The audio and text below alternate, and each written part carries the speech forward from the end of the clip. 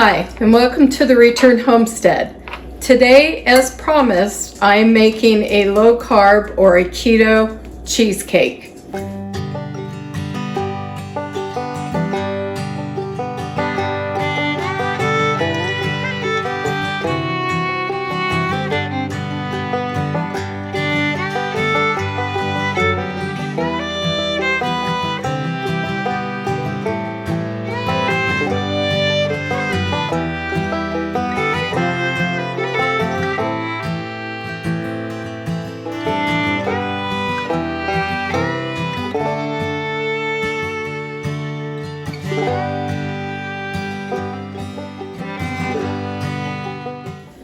So the first thing we need is almond flour. This is for the crust and it's 1.5 cups. There is a 1/4 cup of the monk fruit allulose sweetener. There's a teaspoon of cinnamon.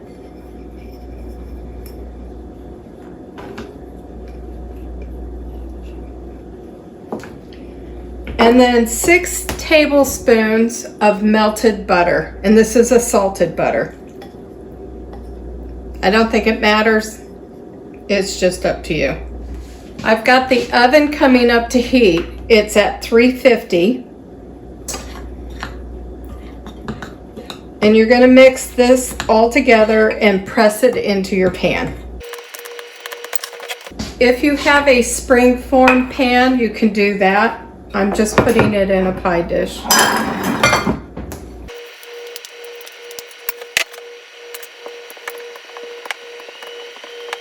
Now this goes into the oven for 8 minutes.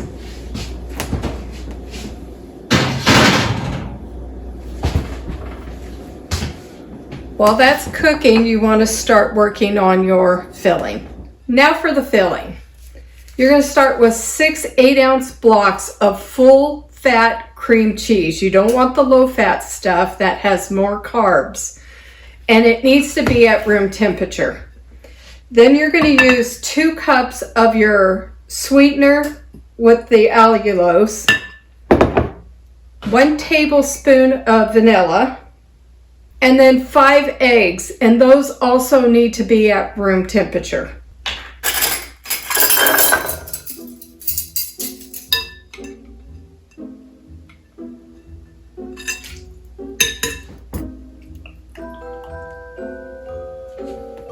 And you're going to start blending this.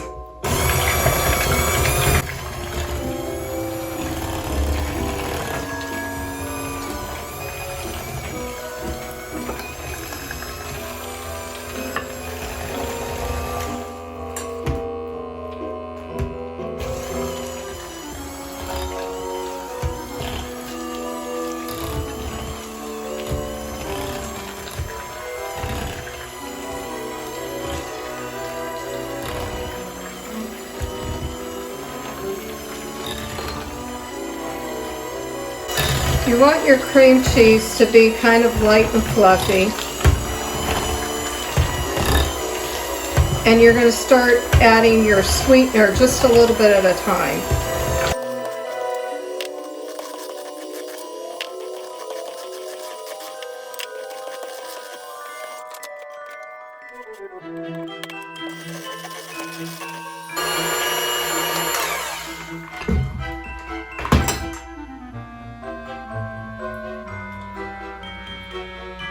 Yum. Okay, now that my crust has come out of the oven, it's time to start filling it. Now there's probably more in this recipe than will fill a regular pie dish. This is meant for a spring-form pan, which I don't have. So I'm using this, and then I can put it in smaller baking dishes because this bakes for 15 minutes. That just means if there's extra, that's for tonight, and it doesn't have to wait till tomorrow. And there is extra. So this is now going into the oven for 50 minutes.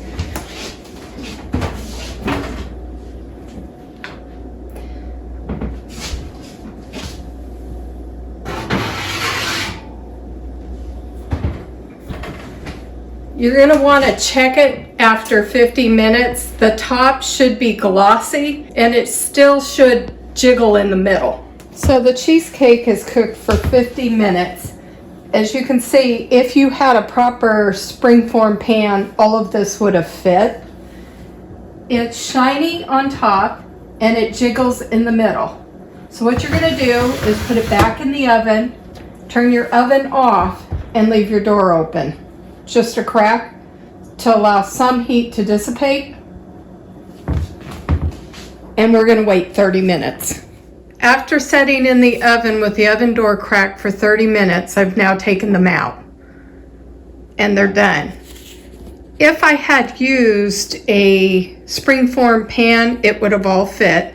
The best part about this is there is only 7 net carbs per slice if you slice a springform pan into eighths.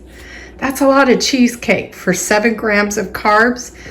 So if you're on a low carbohydrate diet and you eat an eighth of a springform pan of cheesecake, that's only 7 net carbs. That's really low. You want to keep it, depending on if you're on ketovore or keto diet, you want to keep the amount of carbs low and you get them throughout the day. For me, it's a blood sugar issue. I need to keep my carbs low. I don't do well with carbs, so this is a perfect alternative. Cheesecake is my all-time favorite. And now that I have this recipe, I can now enjoy cheesecake from time to time. I don't want to overdo it, but it's an alternative for me. But how does it taste? Does it taste like regular cheesecake? Now this hasn't cooled and been refrigerated, but I'm anxious.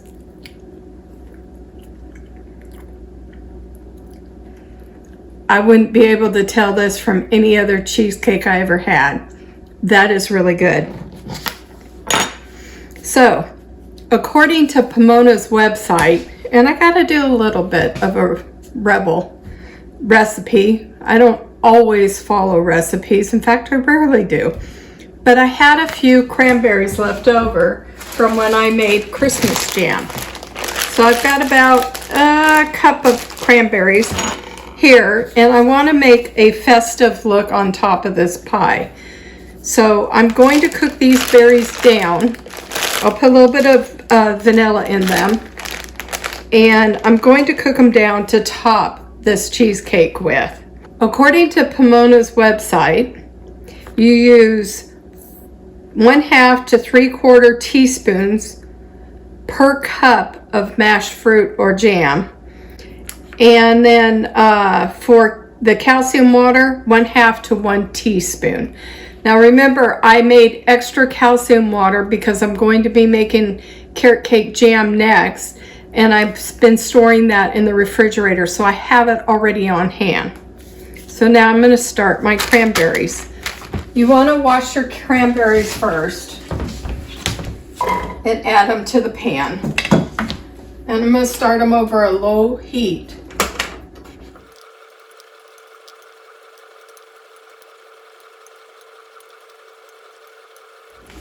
So now that the berries have cooked down, I'm going to add about a 1/4 cup of the sweetener.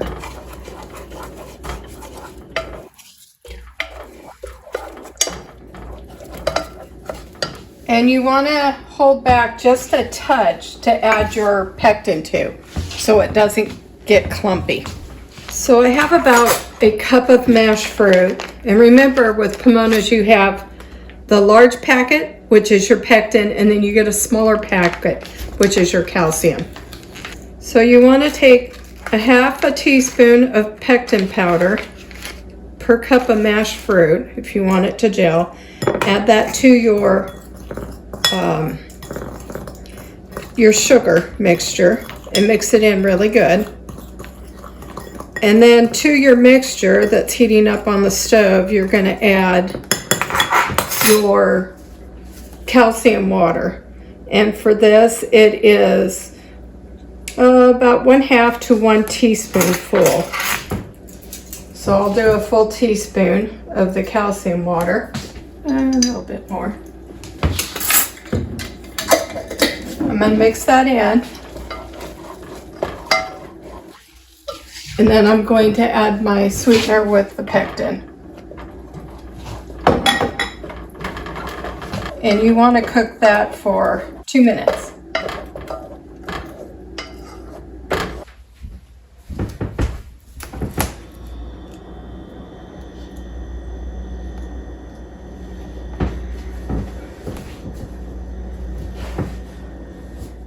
And there you have it.